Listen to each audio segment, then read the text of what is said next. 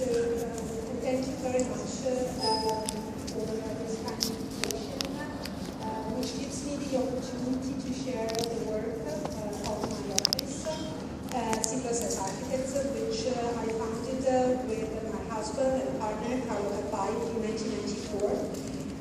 Our research bridges between research, practice, and academia in search of responding to some of the urgencies of our contemporary times, which is social inequalities, erosion of public spaces, and climate change at different scales that I will try to present today. After graduating at the University of Architecture in Venice, where we had the opportunity and the challenge to move our first step in the most fragile and sensitive landscape of the world, the Venice Lagoon.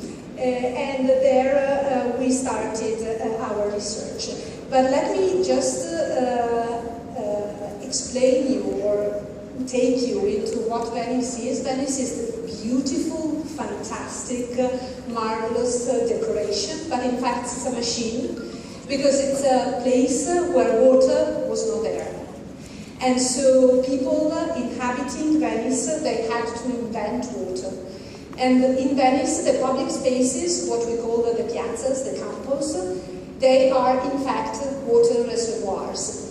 And all the buildings around this campus are in fact collecting water for the community.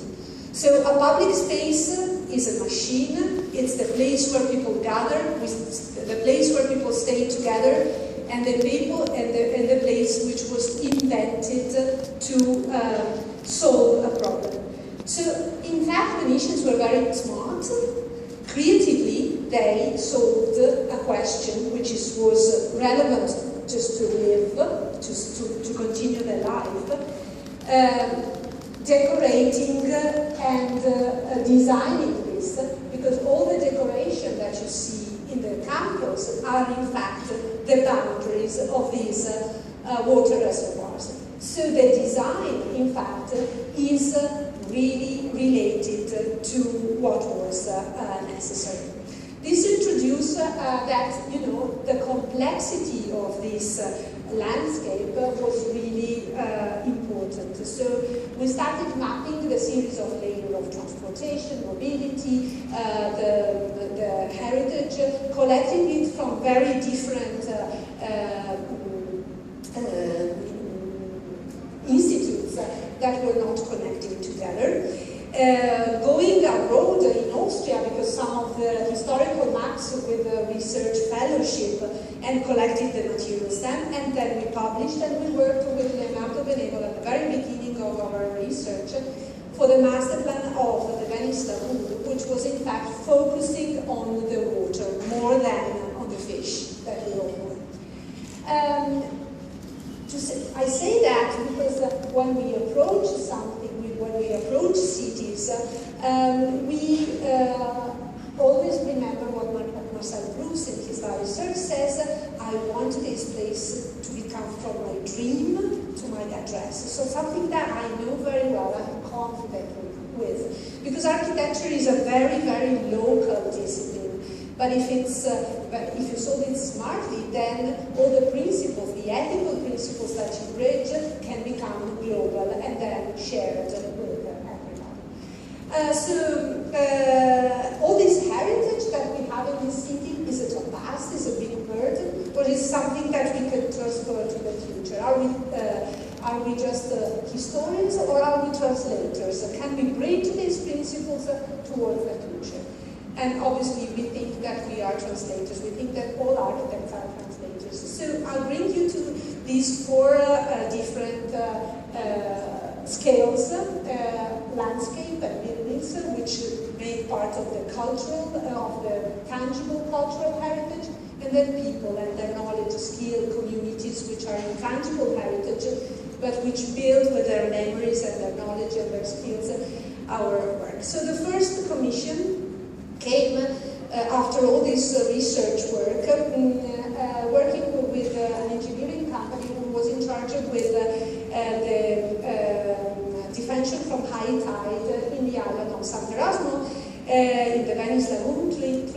125 hectares of land, which was to be protected from high tide. And obviously our research was really set, and so we went to them and said, listen, we have this big research that we've done, and we want to help you doing architecture in a very humble way. We will respect all the engineering constraints and make them beautiful, as a little bit acting like contemporary Venetian architects. They were called the protos, who did exactly that. They turned the challenge into, and the technical question, into beauty. And so we worked with them on the master plan of the whole island. We worked on what you see that it's colored here, and the mapping allowed us to highlight the points where there was already an accumulation of layers that we call the map of potential of the site. And there we grafted our intervention that I will show you in a minute. The question was that the big high tide of 1966 had provoked the surrounding of those islands with wall that the people didn't want, because the Venetians are kind of very, very much aware that water is not something that they have to kind of resist, but something that is resilient, that is changing, is the tide continuously going up and down every 6 hours. And so instead of building a wall around the island, even super beautiful, we decided to transform that boundary into a threshold and allow the water to come in and out and create so a space, a threshold, a space where the inhabitants could regain their relationship with water. We opened back some canals and created this new network of infrastructure that I'm showing you in some pictures that you see. So it was a very thin, subtle landscape design, but which the inhabitants, with which we always are working together, because we think that the power of people, that knowledge, is really important for the project. So when we have to design the new roads, instead of planting a defense on the left, we plant tamarix, which is a local plant, and it flourishes pink in some periods of the year, and it becomes a landscape which changes. Or here we create, through the necessity, a point of first aid, which was not there in the island, and we use local materials, the bricks and the wood, designing some kind of, or pointing out to some beautiful pictures. Or when we have to design an infrastructure, a water filtration plant, well, then we are near a fortification, so the inhabitants are this, but in fact, when we design something, we design it not for, or we use the money to design something for now, but maybe we hope it lasts till a lot of time, till ever. And so what we did, we designed these 4 walls, 1 meter thick, with the color of the earth of the island, in order to create, we were inspired by this artist, Liu Bolin, which paints himself and then takes a picture of himself, as if he was like just a small interference in the landscape. And this is how we wanted to be that infrastructure. So we turned something very, very technical into a piece of a park. And also the materiality of it, we used, we deactivated the concrete, and then we brushed it with a lot of water, very strong water, and so we did what time does to building, erosion. And this wall becomes, in a way, a space for plants to grow naturally on the surroundings. Then there were some neglected pieces of the landscape, like this fortification, which was not at all considered. It was in ruin. So we studied, you've seen all the materials that we've collected. We studied the quality of the bricks and the relationship between the surroundings, and this was to become kind of the symbol for the community. So at the beginning it became a community center, but then it was so successful that it was brought inside the network of the Biennale events, and now the Biennale uses it for 3 or 4 months, 6 months a year to do their own exhibition. But what we did, we reinforced or we recircled the water, and we grafted a small new embankment in a very soft way, which allows the tower to be bridged into contemporary. The material that we use, again, is wood, which is used for the service building, so that our architecture doesn't need to show the muscles, but it needs to kind of respect the monument and serve the monument to the contemporary. Inside, we, like an umbilical cord, we connected it to the new technological system in order to not touching the walls, the beauty of the existing walls. We grafted in a new system that could allow this building to survive and to be translated to future generations. And so even a thin structure in wood, detached from the walls, can become a system to bridge this condition. Again, when we didn't find in Cairo the real document, we created kind of different lights and structural lights in order to give the possibility of different configuration inside. This relationship between the landscape and the buildings, also when we do housing with them, this is a private client, they're housing, and they asked us to design a gated community around a lake, which was, you know, a little bit neglected. So this was kind of a closed space. But what we did is we changed the master plan, and we designed a gate where it was possible to open it and to allow the city to flow through this development, which was private during the day, and then close it at night. So it was safe, but it became part of the city. And then with the design of the square, this piazza, this new piazza design was again reconnected with the lake. The lake, we designed a bridge inside the lake, which was connecting two different levels of the city, and this has become, in fact, a public space in the community. So the private development, in fact, was the excuse to give back all citizens a piece of their cities and quality of their cities. Obviously, we designed the park, and the lake itself became the source of energy for the housing development. So it has become a circular project in some way. This is the bridge that we designed. Recently won competition in Belgium, under construction. Again, we have an existing, very beautiful heritage from the past.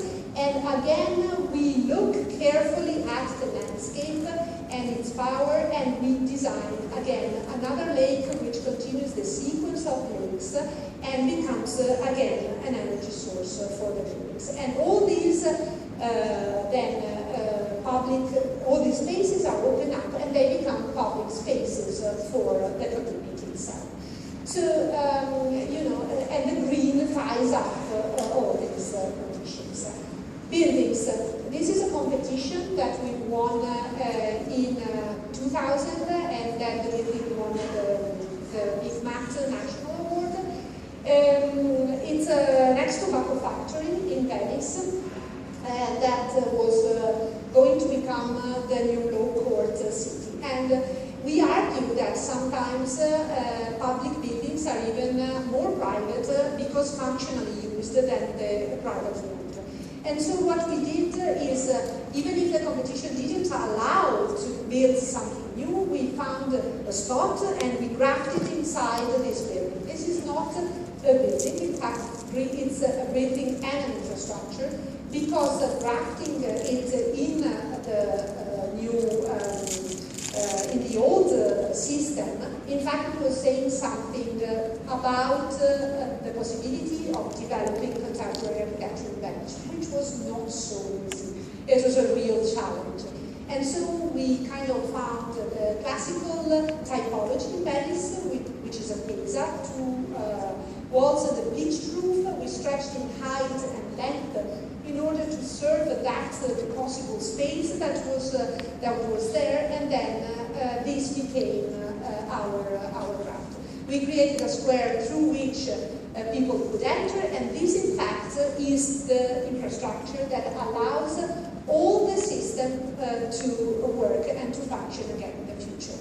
And it was the first to be built because it was an infrastructure. So it was kind of a point, a manifesto of what you could do in Venice. But it was also a place for all people because you could enter it, and instead of being just a low court, it could have shops and other facilities not finished yet, and walk through that building, which is a covered public space, inside the space. To do that and take all the systems to all the other part of the low court, we had to design a very thick wall to kind of pass all the times, but that was an opportunity again, because it allowed us, thickening the wall, to create these different possibilities for light to change.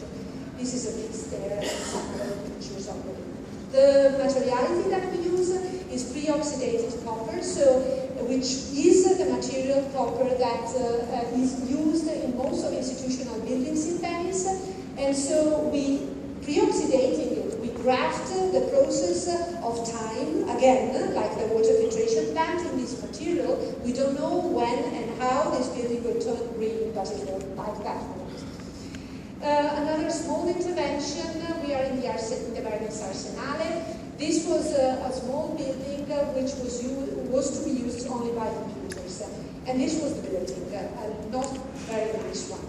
And this is the final one, but I'm not going to talk about this. Is the process of negotiation that we did with a heritage institution in order to dig something. This is not possible in Venice, in the ground, in order to use all the most advanced technologies of heating through geothermy in the ground, and using the photovoltaic cells in order to bring this building out of the grid. So it's self-sufficient and it's a restoration. It was really a challenge, but it became an opportunity, and we think a beautiful space. So what we did, in fact, is we convinced the Heritage Monument that this was an opportunity because of this. Because when you walk through the city of Venice, there is something that happens because light bounces in the water and it reflects, and when it's moving, then the light is cut into small pieces, which is what happens inside this building through these cells. So a very, very contemporary, cutting-edge technology, in fact, becomes very, very near to the DNA of that place. And these photovoltaic cells, they produce energy, and they act also as brise soleil, protecting from direct sun. So it was a win-win situation in a way, and they said yes. We wanted to give the internal space a very, as you've seen in the pictures before, a very transparent condition, because usually the Arsenale places were void. And so we designed these very thin structures, 7 meters high, but with a very ancient technique, which was bringing this technique from the construction of walls, where the nailing was really as important as the connection of the wood. And so these thin elements are nailed in a way that it allows to be as thin as possible, only 7 centimeters. Here we designed the detailing of the restoration of the Fondato dei Tedeschi. Again, the question was not the project, which is itself a mall, but which allows a public space on the roof for everybody to see the city. But it was finding the right materials to make something which was contemporary and at the same you could see through the restoration the history that walls have. And then a very small scale, we worked for a kitchen developer, and they asked us to design a new product. So again, we had the conventional. The conventional is a kitchen which is a super technical element, but in fact a kitchen was, at least in Italy, but I'm sure also here, because of the quality of food. It was a game, it was a space, it was a place where everybody would share. And so, and the making is as important as the eating, as the consuming. So in our times, and this is a message that I think is important in every project, production is as important as consumption. So the process is really important. So we started looking, oops, sorry, I don't know how this works.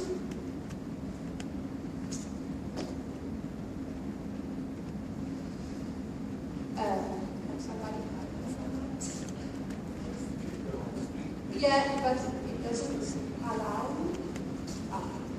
Okay. So this was a small video which explains how we worked with all the materials that are involved. So the kitchen pantries and the island becomes a table where to share. And the cooking part becomes another item. And every material has its own materiality, its own quality, in order that also touching it and sharing becomes an experience itself. I will quick on this.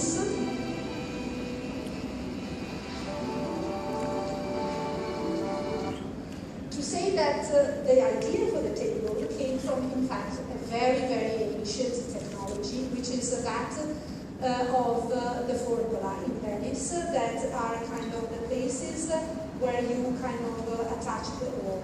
And these have been developed in 700 years of resistance. So when we had to design the leg of this table, we used very super technological devices, but to achieve something that was super sensitive in materiality. And that question was in fact taking away as much material as possible in order to have a structure, because this table is 300 or 400 centimeters long, but it is held only on those structures. And obviously the cooking part is connected through one of the legs of the table to the ground in order to work.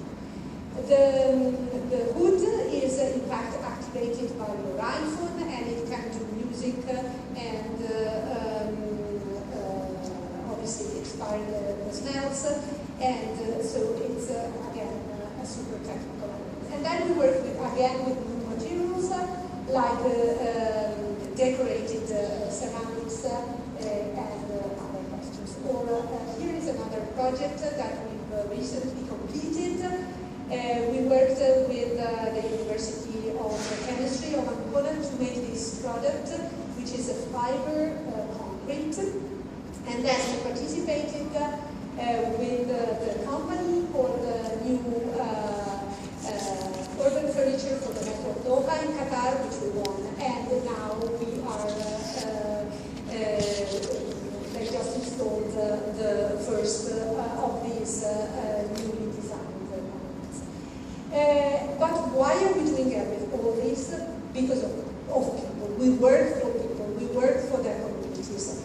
This is another example in the Lido Island. You all know this place because it's the place where it International Cinema Festival takes place. So when we had this task, they asked us to design this red carpet for the actors. But in fact, the red carpet for the actors was only lasting 20 days per year. So what we did, we started sharing with the community this idea and asking them, what is your necessity? Is creating a space for all people again. And so we designed this white carpet made of stone and trees and benches and shadows where people can go. Connecting together the two monuments plus the third one, which for us is as important as the others, so the big park and the big trees that were there. And then this white carpet becomes the space where people stay, with the moms with the proms, where old people can finally see the sea, because we kind of elevated it. It's accessible to everybody, and it has become a public space with very precious details in relationship to the existing buildings. And this is the relationship with the park, and this is how it's used. Even skaters have taken this place because of the slopes, and we were very, very happy about it. But also when we design in Milan, tower buildings, these are under construction.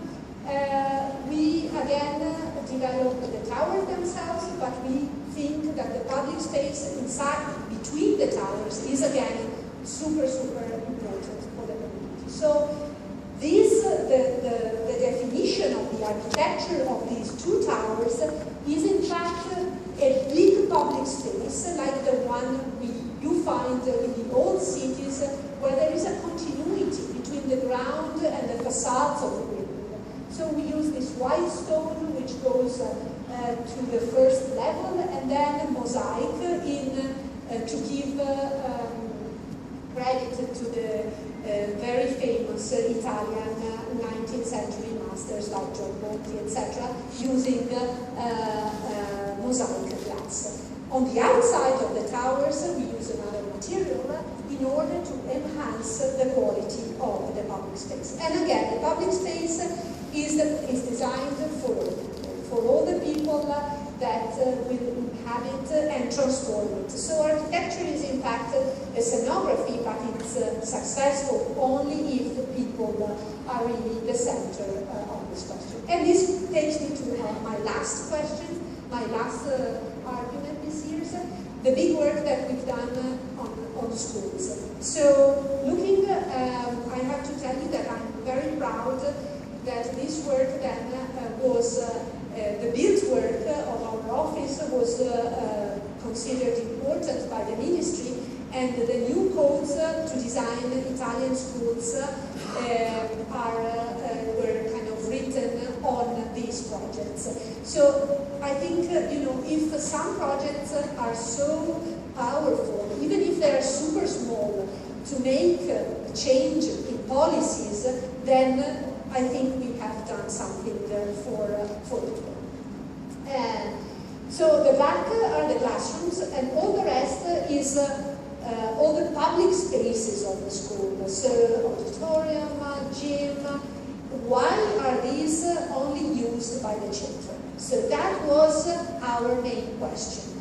And so engaging with the communities and talking to people, to the different stakeholders, we started to look at the distribution of spaces inside the school, at the color codes through which the kids could move inside the schools, at the interdisability so that the kids could learn from each other, and at sustainability. All these buildings, each and every one of them, consume like the kitchen of your house, 3.6 kilowatt hour metro cube per year. Obviously, all ventilation chimneys, which are super important, and the natural air is coming into the building at a certain temperature because it's preheated in the ground. You guys don't have this problem, but we have it in our communities. And so find natural strategies to create something which is then working, I think it's really the challenge and the opportunity we have to face. Obviously, green roofs, obviously the collection of water, and obviously the community. So we always organize workshops with the kids. Here we asked an illustrator of kids' book to translate our building into a story. We stole Alice and the White Rabbit of Lewis Carroll, which is a very famous story in our country. And so the kids that we went to present the project to before the families knew already the characters, and we told the story of the new project. This is the project. The classrooms can expand outside with a portico, which allows this portico is calculated in order to protect from the sun in certain regions and allow the winter sun, which is less high, to kind of penetrate inside. So the heating inside is again facilitated. The transparency and intervisibility of the spaces. So all public space are around this courtyard, and so people and the kids can learn from each other. And here you see how much they enjoy the furniture itself. Those benches that you see outside that create this circle around, in fact, are the benches that are here in the corridors, and the kids can just take outside and invent new ways. This is a classroom with a curtain outside. This is another example. In this, I'm not repeating everything, but we pushed the mayor to put the children library, public children library, inside the building so that everybody could come in after the school. And they don't use artificial light with this school, which is a problem in our country because at 4 o'clock there's no light. And in fact, this is a kind of lighting bulb. There's a botanic garden on top of this small library, and again, interrelation between these spaces. This time, we in fact, we created we shared the principle of the school with the kids. We designed to writing a theater novel, and we worked with the kids of the school and local artists for music and all that stuff in order to share the project and work with them. This is myself with different color of hair. So it was also very interesting to work with the local stakeholders and music and theater and all that stuff. And then the facade itself was designed in order to be able to be transformed and playing with the colors as if the kids themselves were designing it. This was a private stakeholder. Again, he wanted a school built in 4 months with low budget. All these schools cost less than 1,000 euros per square meter, so it's really an expensive asset for the local community. We shared the business plan with him in order to create a circular economy with the people around, and we shared especially this dream with him. I'm showing this all because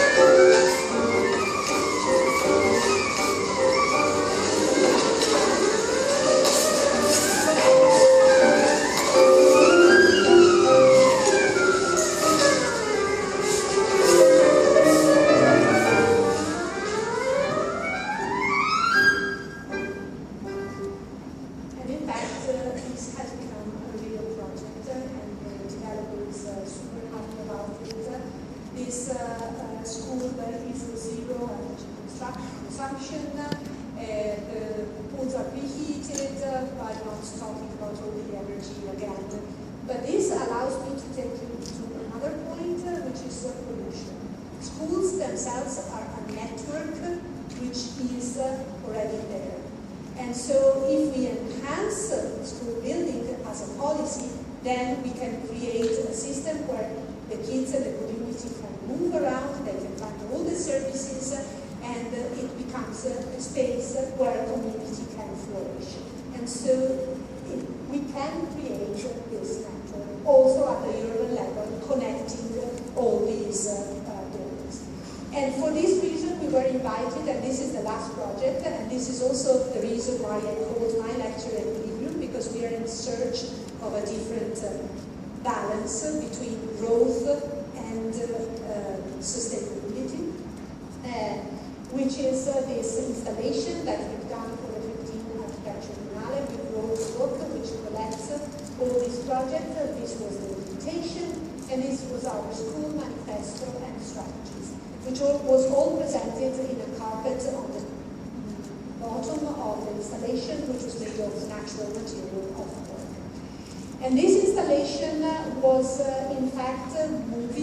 When it went up, it was rebalancing by itself like equilibrium. Equilibrium is not something static. It's something that you push on one side and you have to rebalance. It's resilient.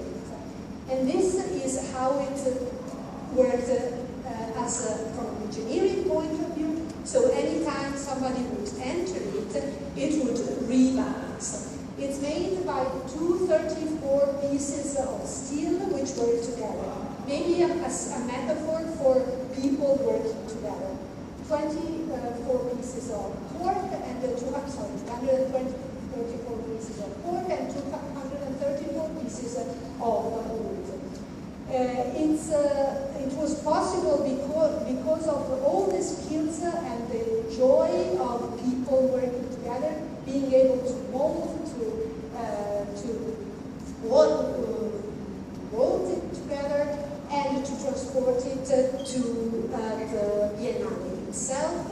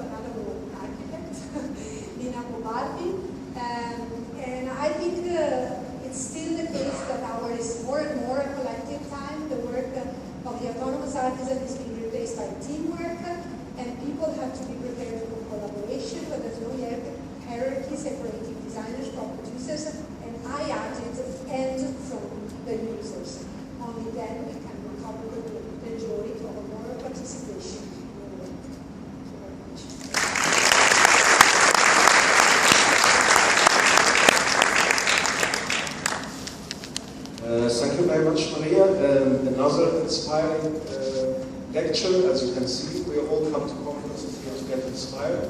Another architect, another view. I can see the diversity of the products, as well as bound within the framework of respecting nature, looking at the city as a sponge city, allow your tidal water to get in and deform its waterfalls, allowing the social integrity.